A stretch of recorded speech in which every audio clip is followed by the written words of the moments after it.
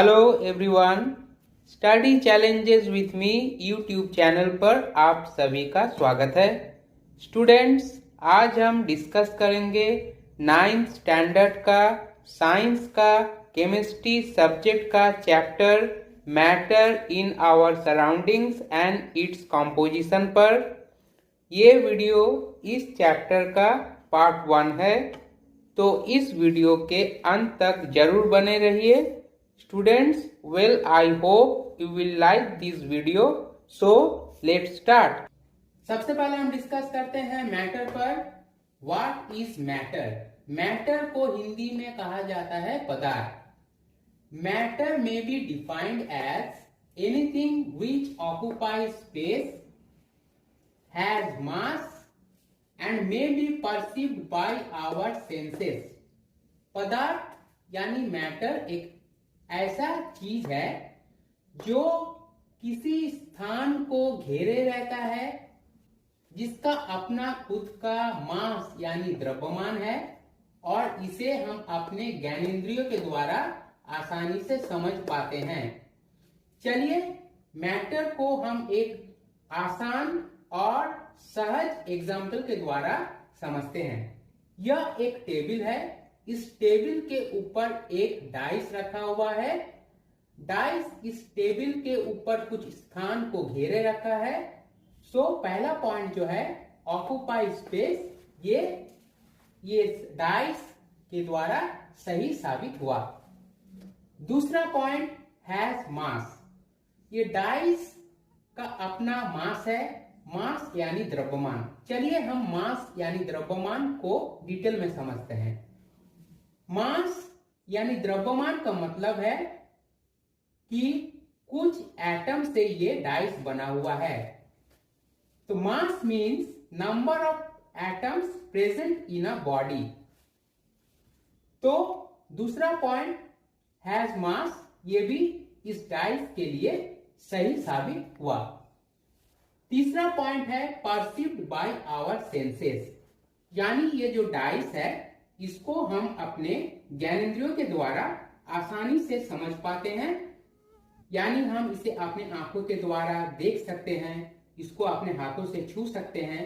So third point जो है perceived by our senses, ये भी क्लैरिफाई हो चुका है। सो स्टूडेंट्स, ये तीनों जो पॉइंट है, इस तीनों पॉइंट से हम कह सकते हैं कि ये जो डाइस है एक मैटर है, और ये डाइस तीनों पॉइंट को क्लैरिफाई कर चुका है। So a dice is a matter. Students, अभी हम डिस्कस करेंगे phenomena which are not considered matter के बारे में। फेनोमेनस यानी घटनाएं, ऐसी घटनाएं जिसे हम मैटर यानी पदार्थ नहीं कह सकते। अगर एग्जाम्पल के तौर पर समझे तो हीट, जिसके मदद से वाटर बॉयल होता है। लाइट यानी सनलाइट, जिसके मदद से हरे पेड़ पौधे प्रकाश संश्लेषण यानी फोटोसिंथेसिस रिएक्शन के द्वारा अपना भोजन खुद तैयार करते हैं। इलेक्ट्रिसिटी, जिसके हेल्प से बल्ब जलता है। साउंड, जिसके मदद से हमारे कान के पर्दे में स्पंदन यानी वाइब्रेशन उत्पन्न होता है, जिससे हम सुन सकते हैं। Heat, light, electricity, sound, these are different forms of energy.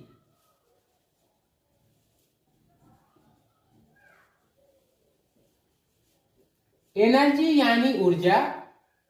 Now what is energy? ऊर्जा क्या है? The capacity of doing work is called energy. कार्य करने के क्षमता को ऊर्जा कहा जाता है। अभी आपके मन में ये सवाल आ रहा होगा कि ये सभी मैटर क्यों नहीं है?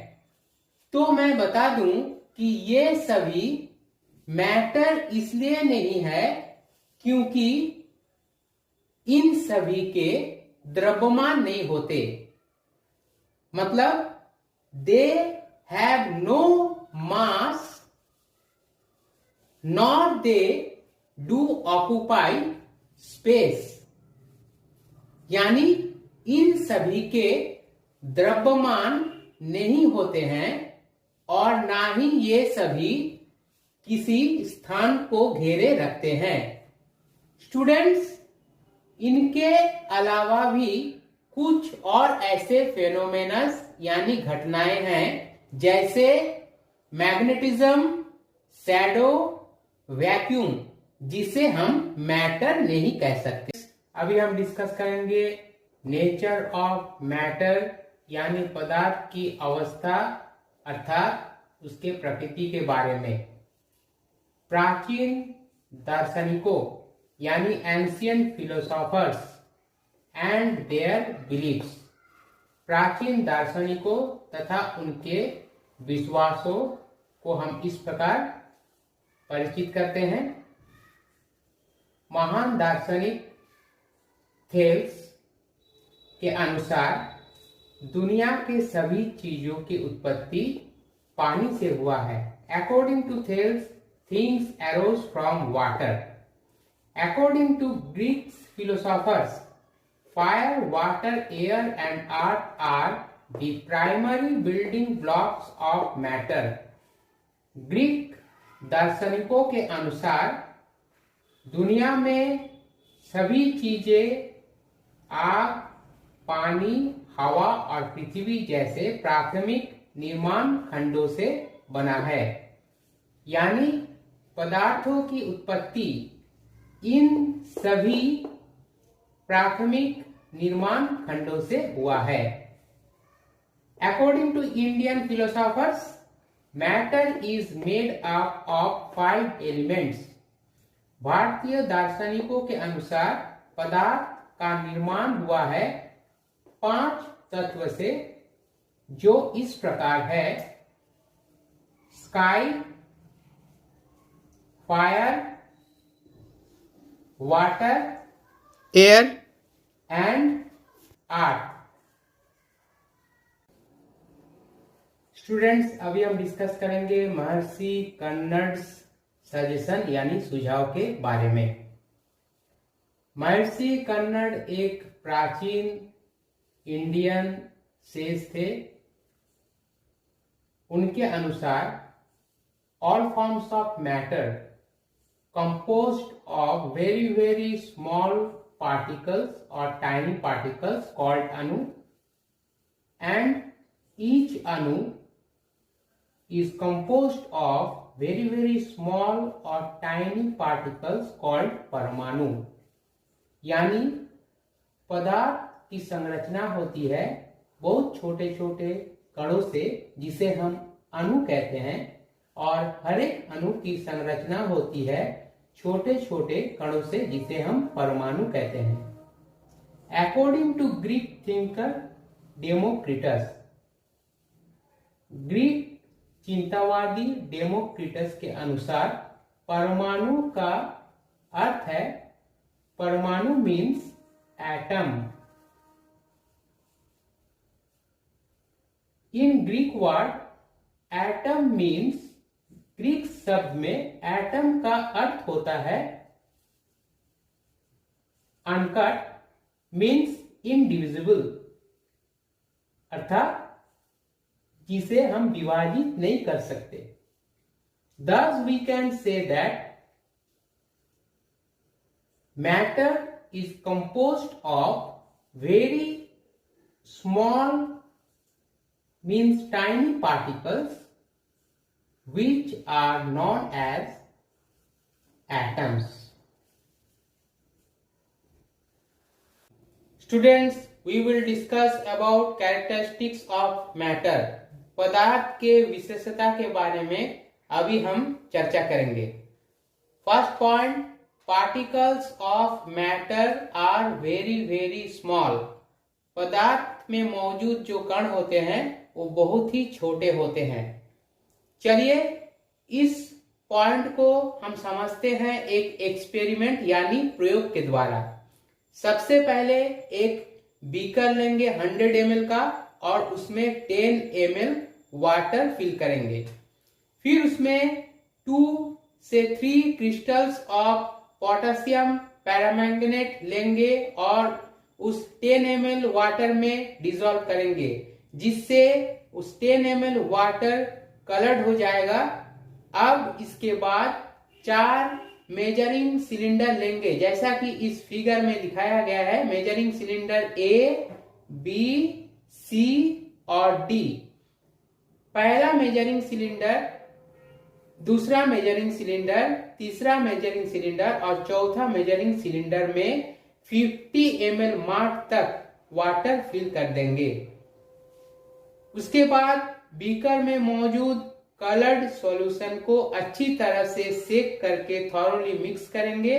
फिर इसको ट्रांसफर करेंगे पहले मेजरिंग सिलेंडर ए में, जिससे मेजरिंग सिलेंडर को जब अच्छी तरह से हम सेक करके मिक्स करेंगे तो इसका सॉल्यूशन जो है कलर्ड हो जाएगा।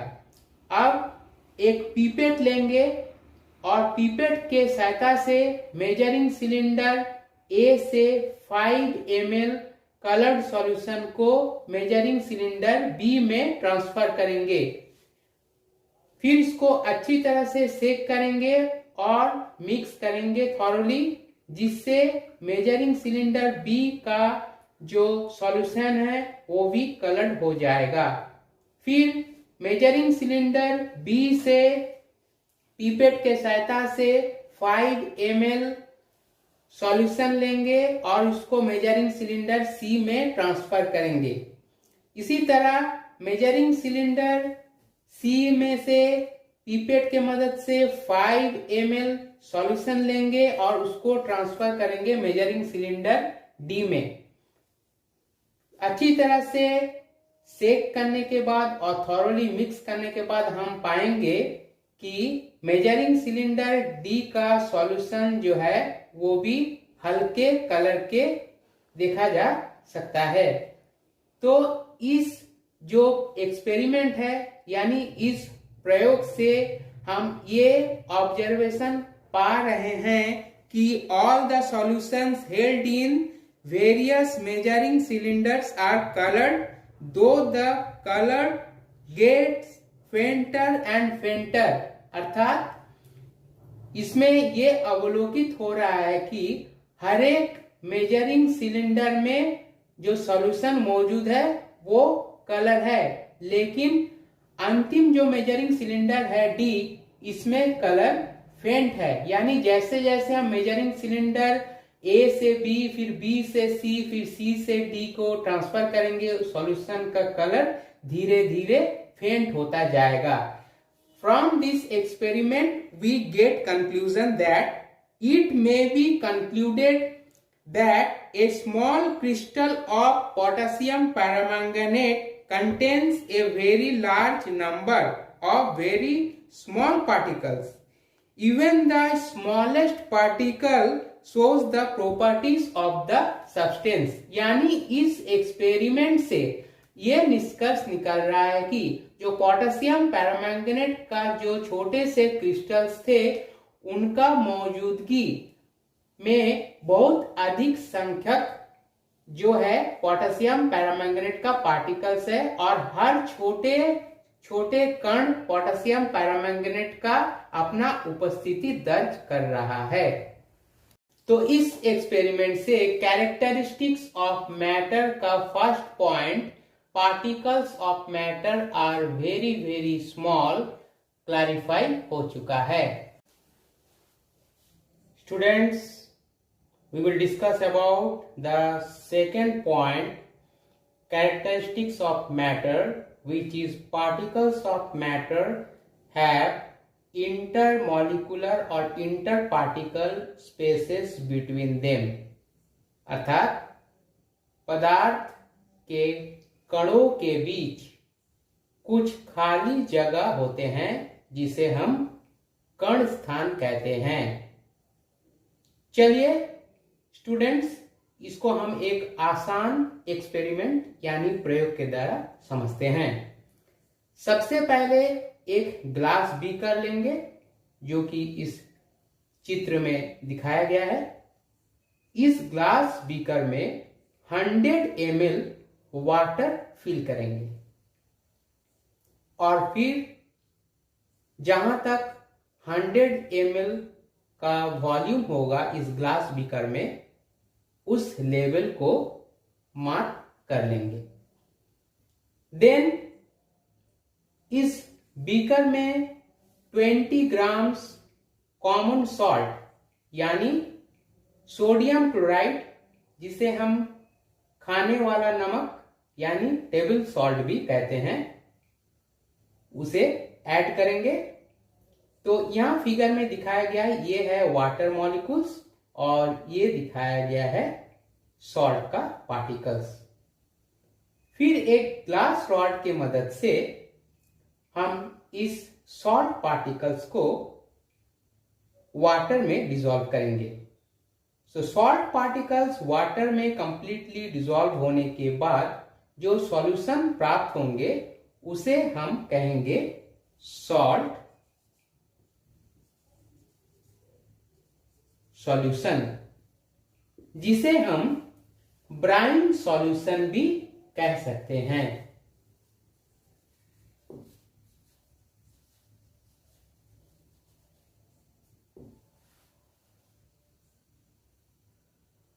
अब इस एक्सपेरिमेंट में हम ये नोटिस कर रहे हैं कि जो कॉमन सॉल्ट डिसॉल्व हुआ, कंप्लीटली डिसॉल्व होने के बाद जब इसका हम वॉल्यूम चेक कर रहे हैं तो देख रहे हैं कि वॉल्यूम में कोई परिवर्तन नहीं हो रहा है। पहले जो मार्क दिए थे वाटर लेवल का, वो मार्क एज इट इज इसमें है मौजूद, यानी वॉल्यूम हैज नॉट इंक्रीज्ड। तो this experiment shows that water particles are loose and have interparticle or intermolecular space between them.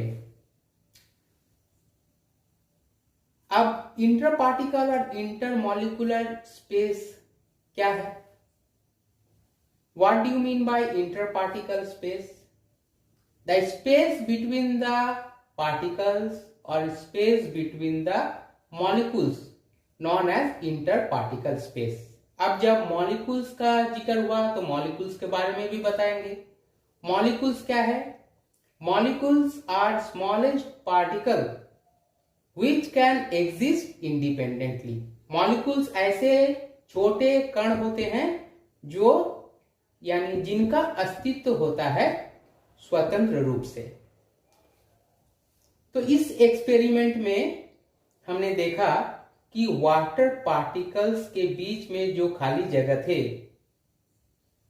उसमें स्थान अधिकार कर लिया ये सॉल्ट पार्टिकल्स, यानी जो इंटरमॉलिक्यूलर और inter particle space water molecules के बीच में मौजूद थे उसमें सॉल्ट पार्टिकल्स जो थे वो एकोमोडेट हो गए।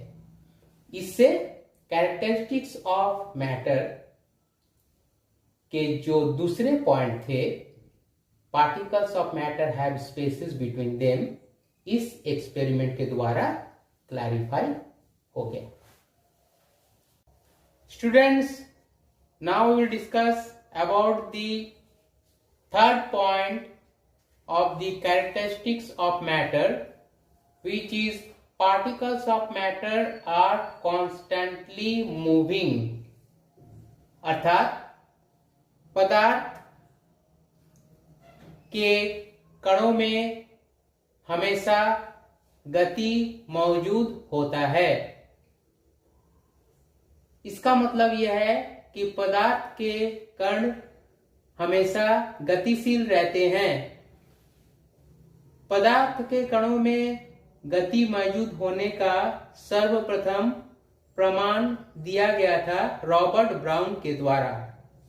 Brownian motion and diffusion gave the best evidence of particles in motion, यानी ब्राउनियन गति और विसरण ने ये प्रमाणित किया है कि पदार्थ के कणों में हमेशा गति मौजूद होता है, यानी पदार्थ के कण गतिशील रहते हैं। 1827 में रॉबर्ट ब्राउन के द्वारा ये प्रमाणित किया गया कि पदार्थों के कणों में गति मौजूद होता है, यानी लिक्विड में जो पार्टिकल्स मौजूद होते हैं वो हमेशा गतिशील रहते हैं। इसका सर्वप्रथम प्रमाण दिया गया था रॉबर्ट ब्राउन के द्वारा, जिसे हम ब्राउनियन मूवमेंट के नाम से जानते हैं। अब इस चित्र में हम देख रहे हैं कि कुछ ये जो डार्क कलर के चित्र में देखा जा रहा है ये है पोलन ग्रेन्स। अब हम बताएंगे कि पोलन ग्रेन्स क्या है। Pollen is the powdery substance which we get from male part of a flower, and pollen contains microscopic size grains known as pollen grains. Robert brown ने ये नोटिस किया था अपने जो ब्राउनियन मूवमेंट के द्वारा, उन्होंने ये बताया था कि जो पोलन ग्रेन्स होते हैं वो पानी में इरेगुलर वे में, जिगजैग वे में अपना मोशन शो करता है, जो कि इस फिगर में दिखाया गया है कि pollen grains shows zigzag motion.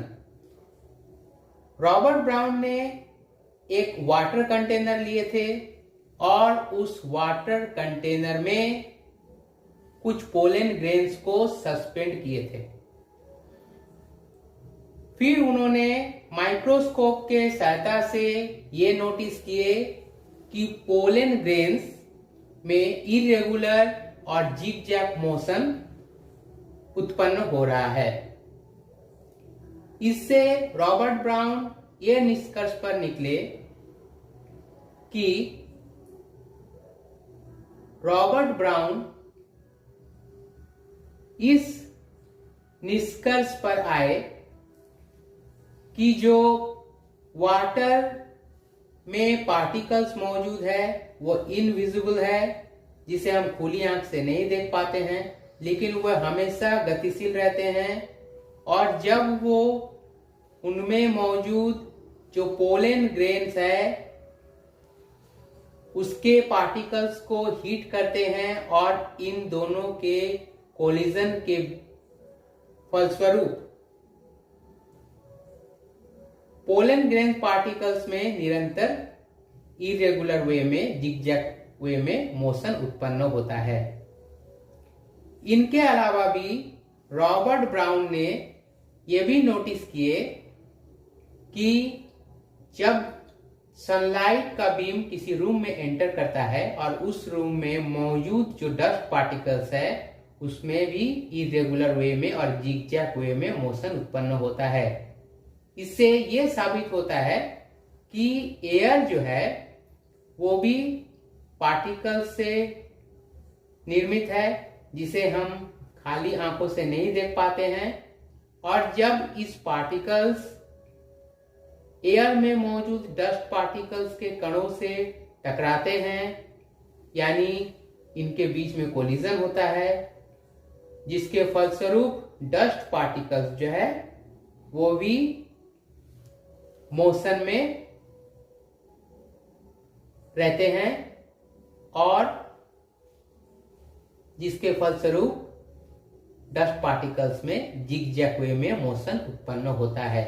तो इससे यह प्रमाणित हो रहा है कि एयर जो है वो भी छोटे टाइनी पार्टिकल्स से बने हैं और हमेशा निरंतर गति में रहते हैं। Now students, we will discuss about the point number 4, which is particles of matter attract each other.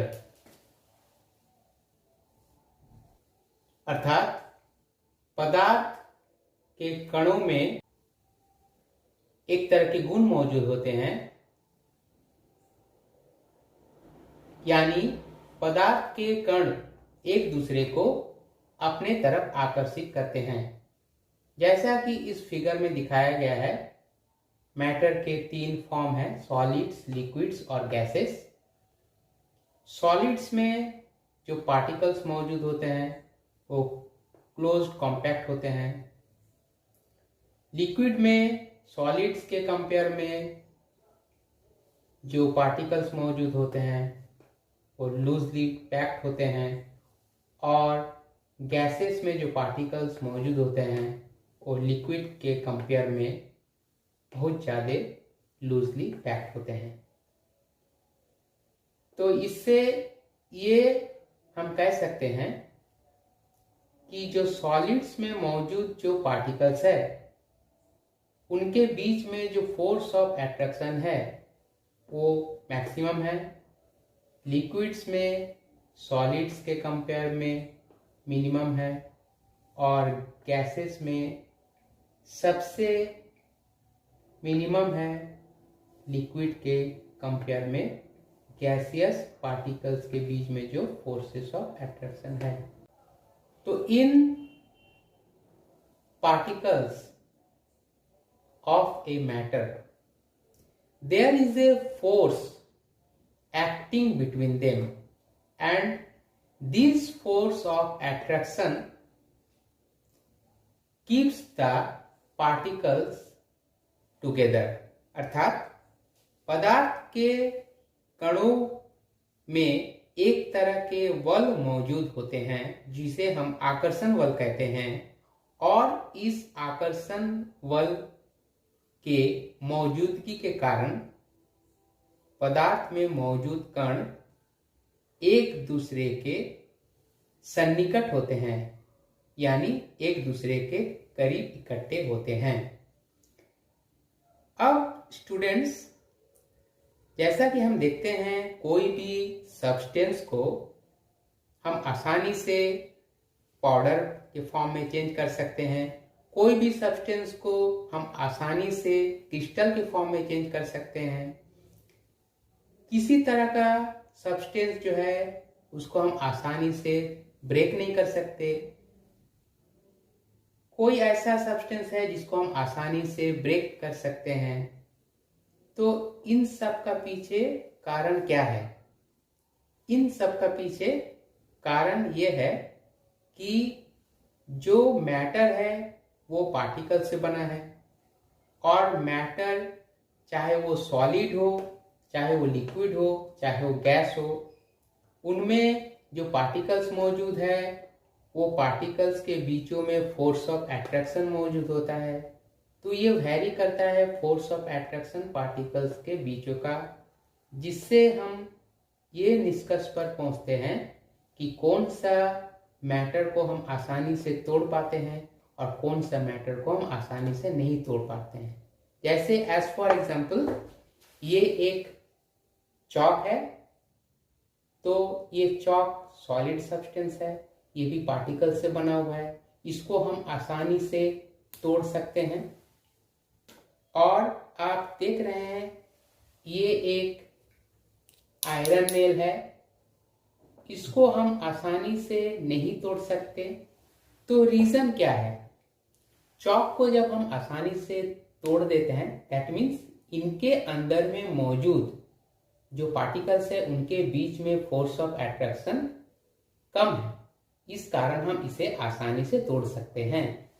लेकिन इस आयरन नेल में जो पार्टिकल्स मौजूद है उनके बीच में जो फोर्स ऑफ अट्रैक्शन है वो मैक्सिमम है, जिसके वजह से हम इस आयरन नेल को आसानी से नहीं ब्रेक कर सकते।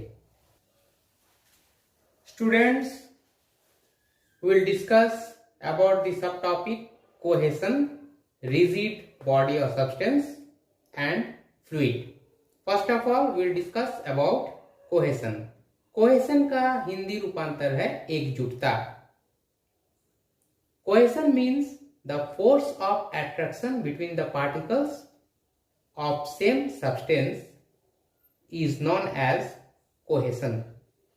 यानी किसी भी पदार्थ के कणों में जो आकर्षण बल मौजूद होता है उसे ही एकजुटता कहा जाता है। The force of attraction between the particles is maximum in solid. The force of attraction between the particles of gas is minimum. Next question is, what do you mean by rigid body or substance? If the force of attraction between the particles is maximum, then the substance is said to be rigid substance. Solid is a rigid form of matter. Rigid का मतलब होता है कठोर। यदि किसी पदार्थ के कणों में आकर्षण बल अत्यधिक होता है तो उसे हम कठोर पदार्थ कहते हैं। And about fluid, it means gas is a fluid. If the force of attraction between the particles is least or minimum, then it is said to be fluid. Gas is a fluid which can fill the entire container. तो students, कैसा लगा आज का video? यदि इस विषय पर कोई डाउट हो तो प्लीज कमेंट बॉक्स में जरूर बताएं। तो चलिए आज के विषय से संबंधित कुछ सवाल है। First, what are basic elements of matter? Second, what is the meaning of atom in Greek word? Third, who gave the best evidence for the existence and movements of particles in liquids? Fourth, name the smallest particles which can exist independently. Fifth, what do you mean by rigid substance? इन सभी प्रश्नों के सही उत्तर देने वाले 5 lucky winners के नाम मैं अपने अगले वीडियो में डिक्लेयर करूंगा। तो स्टूडेंट्स, प्लीज मेरे चैनल को लाइक, शेयर एंड सब्सक्राइब करें और साथ ही नीचे दिए गए बेल आइकन को क्लिक करें ताकि मेरे अगले नए वीडियो का नोटिफिकेशन आपको मिले सबसे पहले। Please support me. Thank you.